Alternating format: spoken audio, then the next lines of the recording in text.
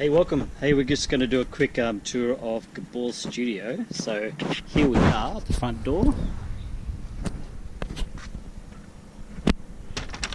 Oh, I didn't see you guys there. Hello, come in. Hey, welcome. This is not pre-planned at all. No. Wow, I didn't know you guys were visiting. So yes, welcome to my little studio. If you listen to a podcast or watch our videos or anything, you heard me ramble and go on about it for ages. Cool. So it's finally alive and well. I'm going to press record on this, don't I? Yeah. So the you've got pretty much everything in place. Most of it's set up. Yes. And we've recording sound through the computer box. Yes, the magic box of computerness.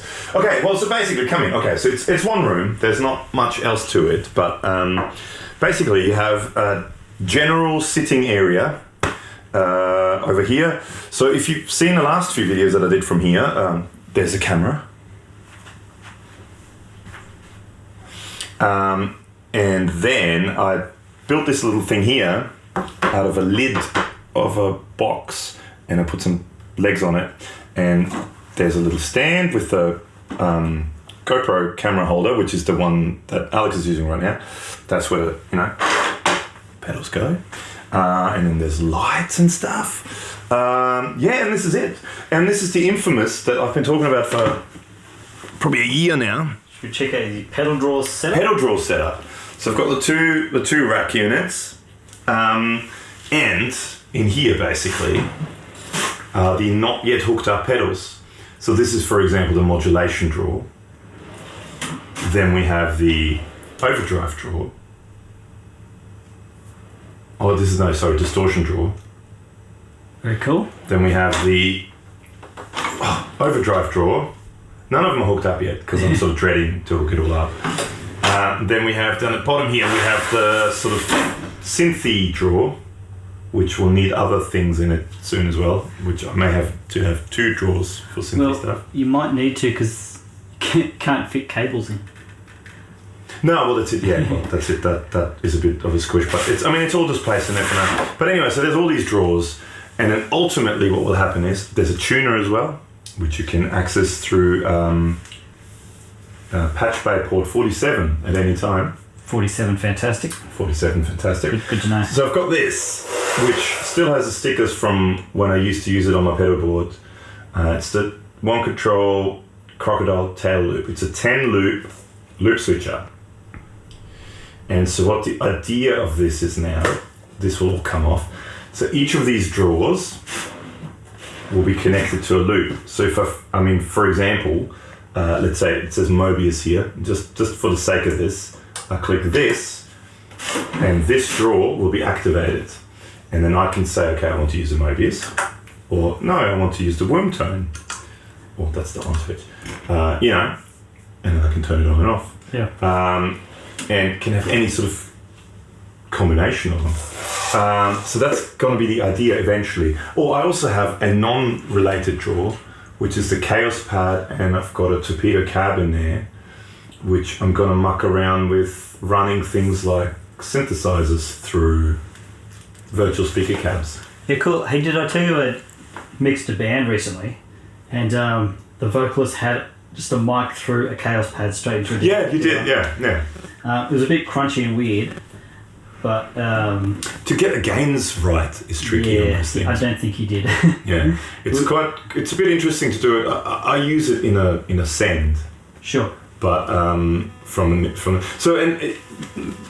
interface and mixer, I've got this used to be my old live mixer. So when I used to do live gigs, this used to be my mixer, which is just an Opry Sinus 16.0.2. Yep.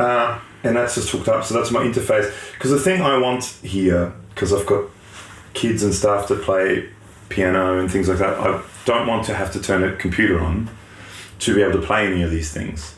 So I like the idea of having this mixer, which works as an interface, but it also just works as a mixer. So if I want to play piano, or in this case, it's playing the Moog, but if I want to play piano, I can play piano.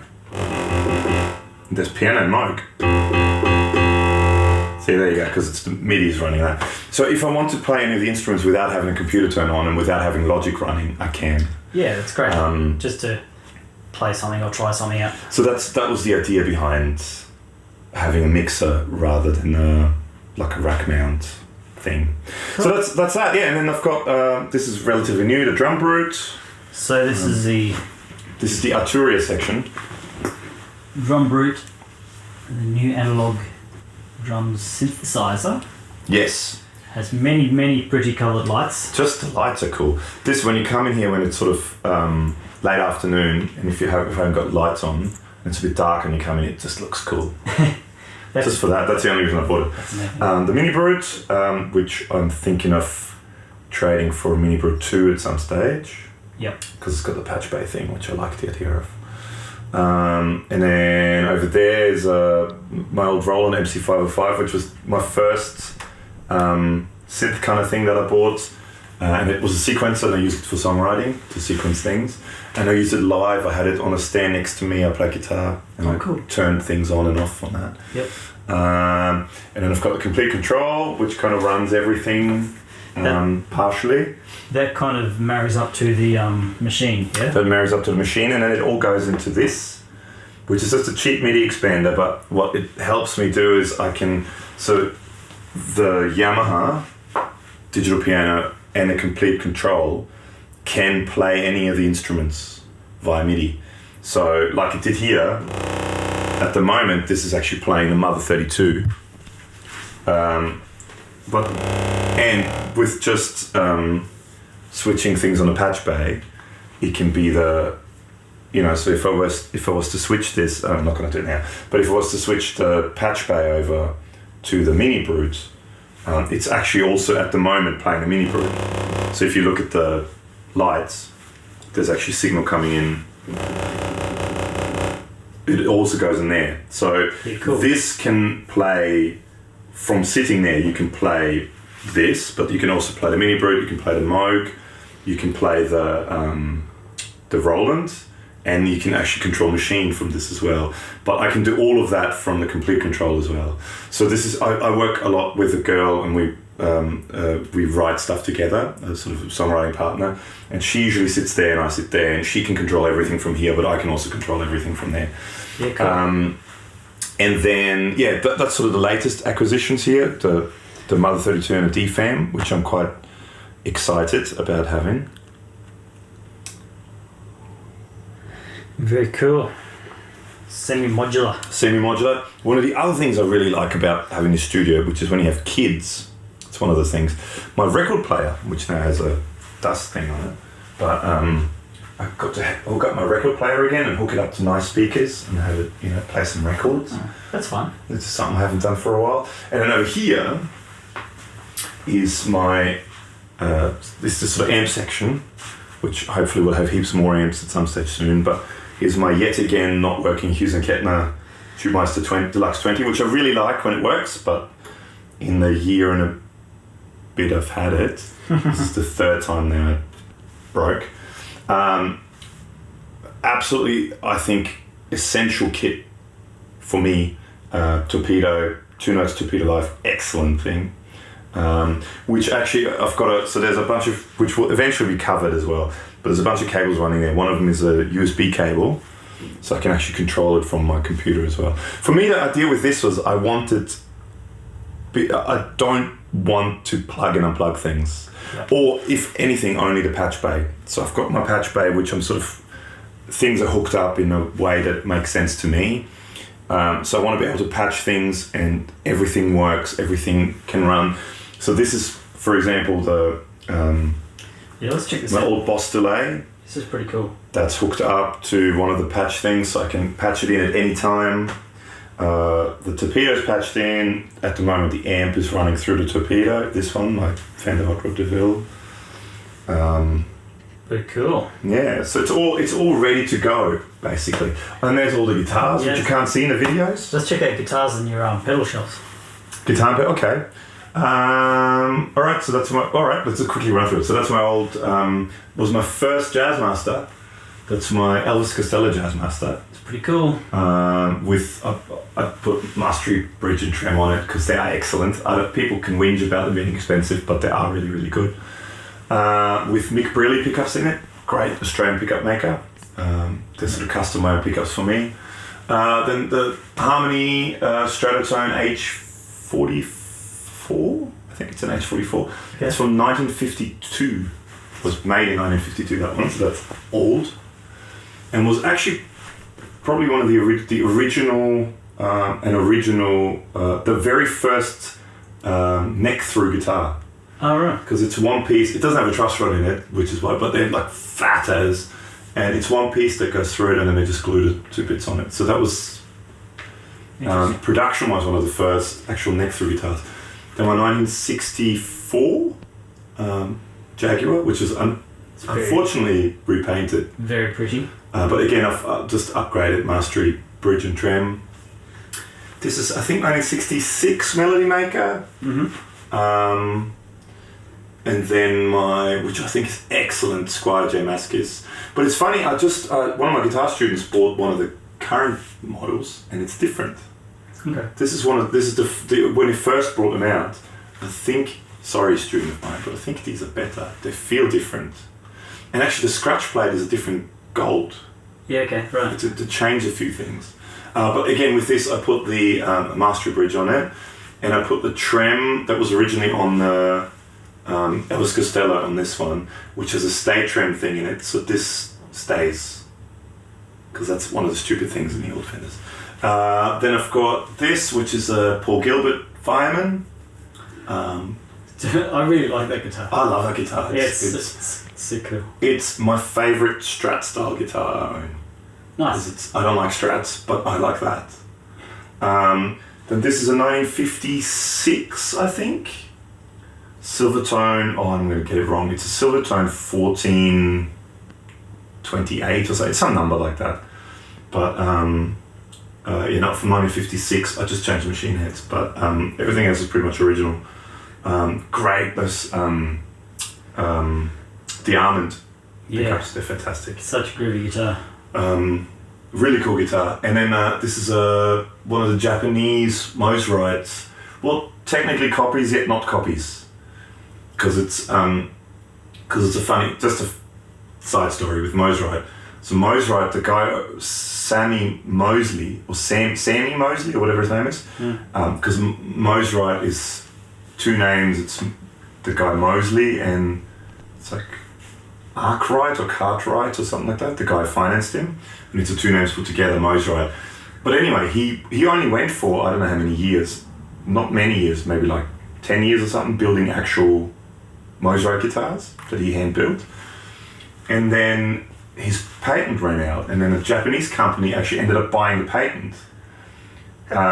Excuse me. But so these are Mosrites, even though they have nothing to do with the original Mosrite guy. Yeah, right. They're Mosrites. So this is one of the Ventures models from early 2000s, I think. Oh, cool. Excellent quality. It's all Japanese made. They're great quality guitars. Really well built guitars. Funky. There's an old Takamine of mine. Anyway, moving on. There's a ukulele and some more junk. And if you want to see more guitars, there's Old Red. Faithful. That's in all the videos. There's a Carvin Bolt, they're called, which is a Strat style guitar, which I was technically endorsed by Carvin at one stage. That's why I got it, because I just thought, I'm endorsed, let's get another one. So it was so that was the Carvin Bolt. It's a walnut body. I had that sort of spec to my specs, and since changed the pickups, so they're not Carvin pickups. Why walnut? Colour. I like the colour. Okay, cool. That's why I went for it. I thought it's a nice looking colour. Yeah, it's a nice brown. It's a nice brown, yeah. I just liked it. I don't know. That's cool.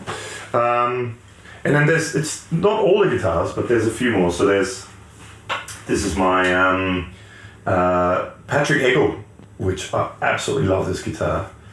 I've had this for a long, long time. It's seen a lot of gigs back in the days, back in the 90s. Cool. But Patrick Eggle, made in 94 when it was still Patrick Eggle making Patrick Eggle guitars. Yep. Killer guitar. Absolutely awesome guitar. Then this is Fernandez, whoever owned it before me took the label off, but it's the Stone logo, which is 78, 79 they were made. I've changed, I put the Bixby on it, I put the Mastery bridge on it, and I put Porter pickups on it. Long story.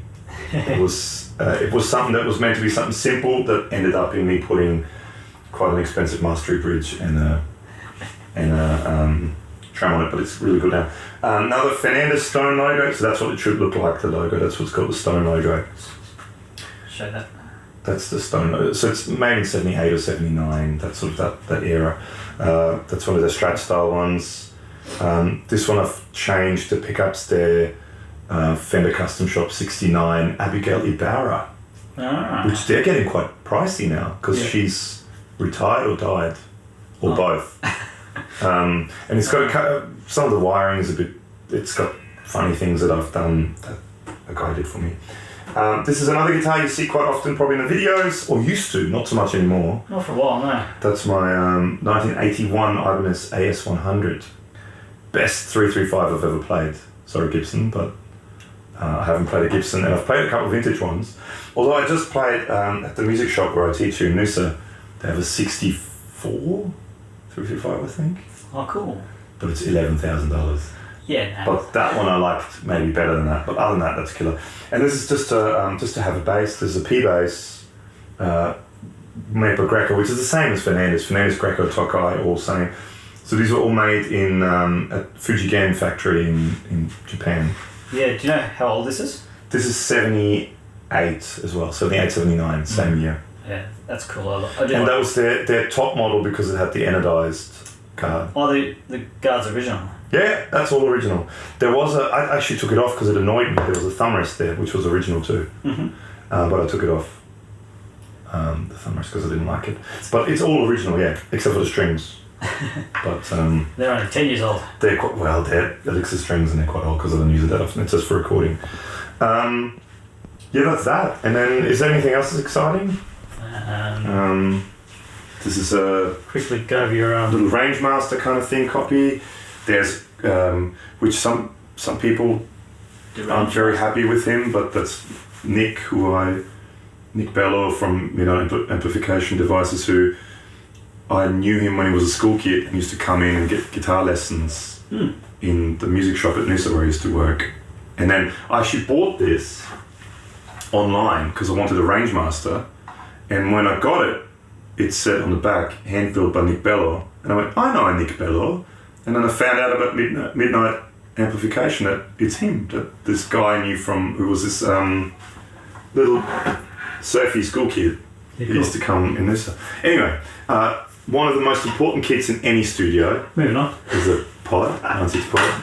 A couple of microphones. This thing, which a friend of mine gave me, a really good friend of mine, an excellent musician and bass player, my friend Daniel Brown, who lives in Scotland now. He gave me this before he moved overseas, and it's a theremin of his that doesn't quite work.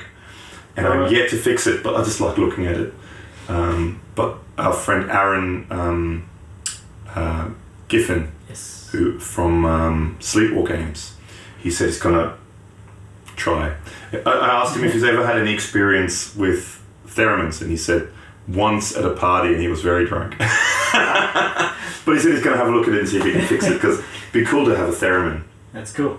And this is an old. This is an actual Indian harmonium that I bought. Cool. I went through a phase where I was very much into Indian classical music, and this is an Indian harmonium that I bought. And there's 2 boxes of pedals, more pedals, and there's some other junk there. And then, okay, if you want to look at the pedal wall. Yeah, just do a quick scan over. So I just put random ones on it that I just got out of cases that we've done. Like we did a video of that not long ago.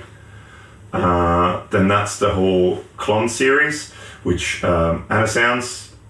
Hello, Alex. Yeah. Bonjour, Alex. Hello. Ça va. Yeah. And he's just brought out a new one, the new Savage, yes, with the extra control on it, which looks very. And the design of it's just best looking pedals. on the market. Full stop. Should we quickly scan your Dodd stuff? DD stuff, yeah, cool. There's a gap here, thanks to FedEx. Thank you, FedEx, for losing a pedal that I bought. Do you say DOD or Dodd? I said DD. Yeah. Okay, so basically this part here, so ignoring the Ibanez pedals, that's the earlier, that's from 94, 95, possibly 96, some of them. Mm-hmm. But that's when they started doing weird pedals. They started doing all these weird paint jobs, which are different with every pedal. So then they're all individual. Like if you put two grunges next to each other, they never look exactly the same. Yeah. Because they're sort of handmade, sort of to a certain degree. And they put all these weird names on the knobs. I think absolute pioneers, in my opinion. I absolutely love the DoD stuff. So I've got the meat box, buzz box, death metal, punkify, and grunge. And then this series, which there's one missing. Again, thank you FedEx for losing it and not in any way, shape, or form taking any responsibility for it. Which is a delay effects, echo effects, I think it's called. Yeah.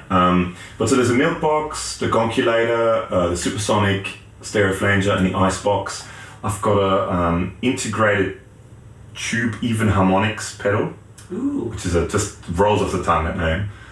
Catchy name. Coming, and then there's a couple that I'm still missing, but they're called the final series because they're the final series made in the US. After that, the design changed. They used to say it's the same pedals basically, but the design changed and it used normal names, like not intuitive names like ice, cold, deep, and freeze, but they actually put like volume and chorus and whatever on it, depth, and moved to China. But it's virtually the same pedal. But so these are the last series that were made in the US. Yeah, right. And I think the killer milk box is a really unique and really good compressor. Gonculator is just awesome, which I've had since the 90s and is absolutely awesome. The flange is pretty cool, can go very wild. Great sounding chorus, which I actually just got, but we'll do a video of it. You know what we should do? Shoot that out against the new chorus I just got, which is the Dan Electro one. Yeah. Which is also very good. Yeah, that's very good. And we should get a CE2. Maybe we can talk to our friend Tim at Mojo Stump Boxes and borrow a CE2 and see, because it's got the same chip, that MM3007. Right. Cool. Same chip as the CE2.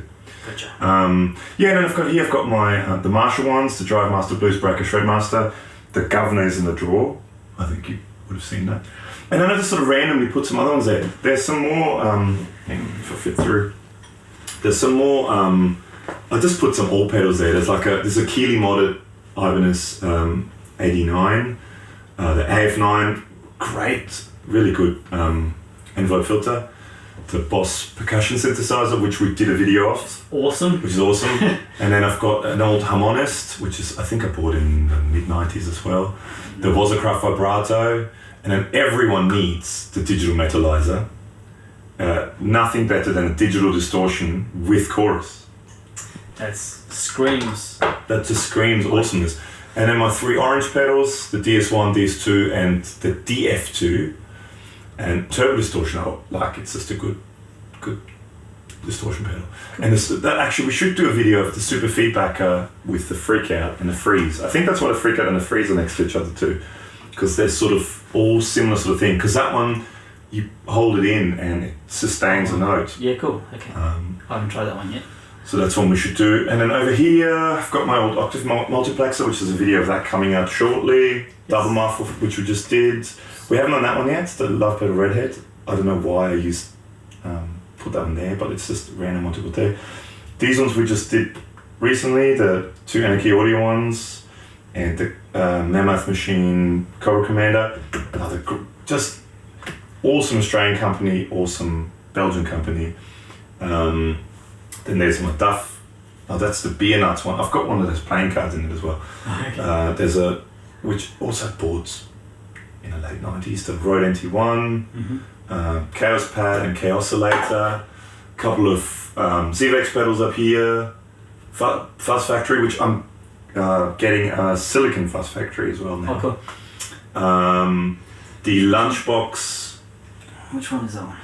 That's the... Is that the wah or the No, that's the ring modulator one. ring thing? Ringtone? Oh, Something like that. But in a lunchbox.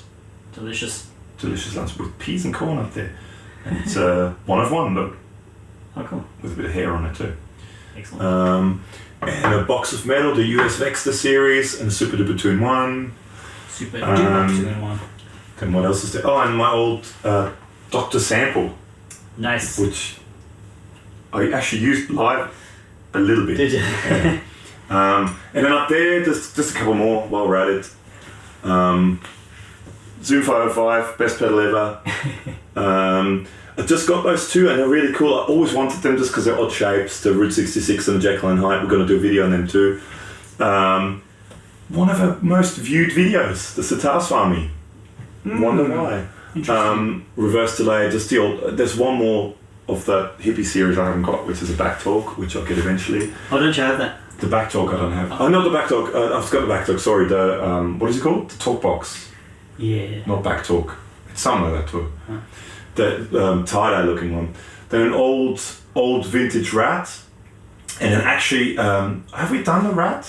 We may have done it. Yeah. But the Juice Tone Rat is really cool. So that's a double Rat. And you can choose between different what's it called? Different well, like whether it's an LED or whether it's Clipping. different clipping options. Sure. And it's anything from clean boost to quite ratty sort of. It's really good, the Juice Tone actually.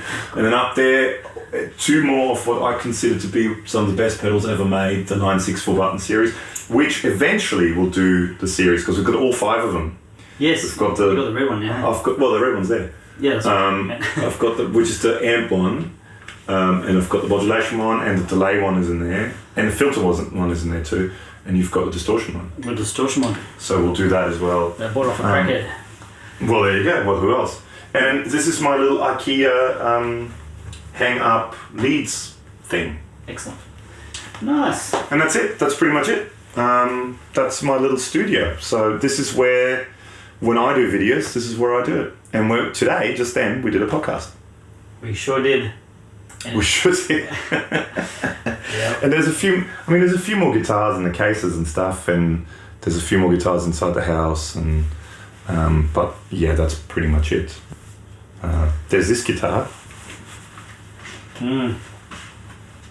That's fantastic. Yes, my kids got me that for Christmas I think I've got one somewhere too. because they always say it's hard to buy me presents. And they go, no, it's not. Just buy me a guitar. So they bought me one. Should have specified. Yeah, I know. That's what I said. That's what I said. From now on, I want an actual guitar. At least a meter. At least, yes. And then that's pretty much it. That's it. There's another speaker cabinet that you built under there. Yep. Which is But yeah, and that's about it. That's my little studio. Very cool. Well, maybe we should do another one. Maybe in 6 months or so, once you've got all your pedals shelves up and running. Yes. And I need my cable supplier. Needs to see. Alex, man of many talents. I shouldn't move this because we're using this to make them so you can hear what I'm saying. But Alex, man of many talents. This is making lots of noise. See, just brought me one of these over. See, he made that. See, he made that. fancy. So that's going to go from the back of the patch bay into the mixer. And then he also made me one of these so I can try out using things like the Absynth as an external oscillator for this. Fantastic. See? Man of many talents. Maybe we should, as a thing for a Patreon thing, we should do, you build people cables. Cables.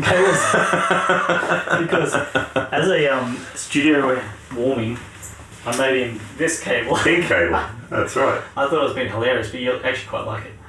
It's a good cable. Hot pink cable. And I do like using different color cables. See, I had a system where I had this red one, which is by the good folks at Goodwood Audio, which make really good stuff actually. This is a 20-foot cable, and it's red. Then I've got orange ones, which have been in some of the videos, which are 15-foot, and then I've got a green one, which is 10-foot. So I know from a distance which one is which. And the great thing is, if you're ever in a situation where you're touring and you have people that look after your gear, which is excellent, but I've lost so many cables because they give you the wrong cables, and then instead of the good expensive cables, you get the crappy cables because they just give you whatever. Whereas if you have, for example, a red cable like this, you can see it from miles away and you know that's my cable because it's red. Or you could write your name on it. Very good idea. But anyway, that's what I did. Nice. Okay. Well, thanks for showing us around. That's all right. Thanks for coming in. Hey, everyone. And we'll do one of these of Alex's studio too. That's another thing we've been talking about for ages. Okay. Well, let's do that next week. Sounds like a plan. Until then, bye now. See ya.